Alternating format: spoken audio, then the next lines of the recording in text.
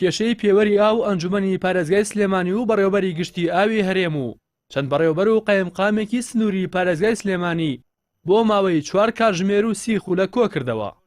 سەرنجام بڕیاردرا پرۆسەی بەستنی پێوەری ئاوی ماڵان بەردەوام بێت و ئەو پێوەرانش کە کێشەیان تێدایە بێ بەرامبەر بگۆڕدرێن و ئەو کەسانش کە پارەی زۆریان بۆ هاتوۆتەوە پێداچوونەوەیان بۆ بکرێت.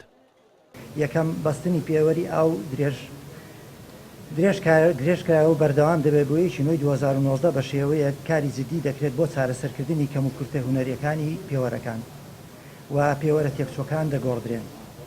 دووەم لایەنە پەیوەندیدارەکان لە حکوومەت هەوڵی زیادکردنی کاتی ئاودان بە هاوڵاتیان دەدەن بە تایبەتی لەو شوێنانەی کە گرفتی کەم ئاویان هەیە. سێەم تایبەت بە وەرگرتنی نرخی ئاو ڕەچاوی شێوازی لە بەندی تەساعودی دەکرێت کە لە پێشتردا بەداخەوە نرخی ئاخیر دەخوێنرایەوە. چوارەم لایەنە پەیوەندیدارەکان دڵنیایی دەداتە هاوبەشەکانی ئاو کە پارەی پێشەکی وەرگیرا و لە زیاتی پێوەرەکە مانگانە لە کرێی ئاو دەگەڕێنرێتەوە بۆ هاوڵاتیان. پێنجەم سولەی پارەوەرگرتن گۆڕانکاری لە کوالیتی و کاغەز بە ناوەرۆکی خشتەکەشدا پێدا بکرێتەوە بۆی هاوڵاتی بزانێ چی بۆ هاتۆتەوە و ئەوەی بۆی هاتۆتەوە ئاهی پێشەوە یان قەرزە هەر شتێکی ترەوە بەروارەکەشی تێدا بێت. شەشەم پێویستە لەسەر کۆمپانیاکان بەسەرپەرشتی بەڕێوەبەری ئاوەکان کەسانی شارەزا بۆ کۆکردنەوەی داهات دابنێن نەک خەڵکانێک کە نەزانن پێوەرەکان بکەنەوە.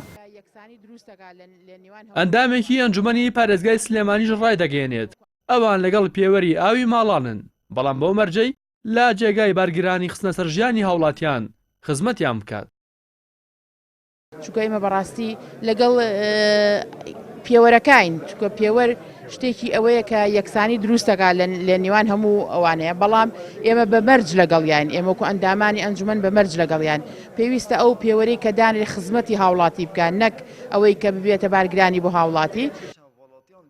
گەرچی وا بڵاوکرایەوە کە لە دوای بەستنی پێوەرەکە 24 کاتژمێری بەردەوام هاوڵاتیان ئاویان دەبێت و بەویستی خۆیان بەکاری دەهێنن، بەڵام بەڕێوەبەری گشتی ئاوی هەرێم بەڵێنی پێدانی ئاوی 24 کاتژمێری نەداوتی پاش تەواوبوونی پرۆسەکە بیرێک لەوەش دەکەنەوە.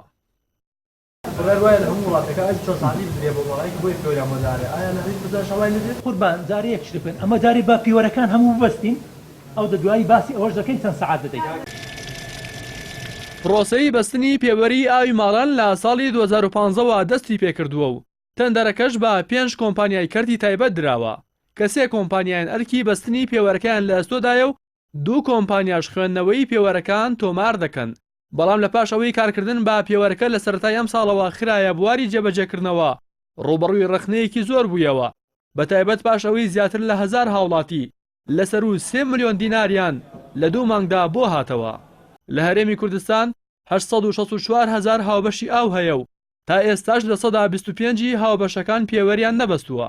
بە پێی بڕیاری بەڕێوەبەری گشتی ئاوی هەرێمیش هەر هاوڵاتیەک تا 1 ئەیلول پێوەرەکە نەبەستێ مانگانە 100,000 دینار غەرامە دەکرێت. ڕاستی حەمامین، کەناڵی ئاسمانی پەیام، سلێمانی.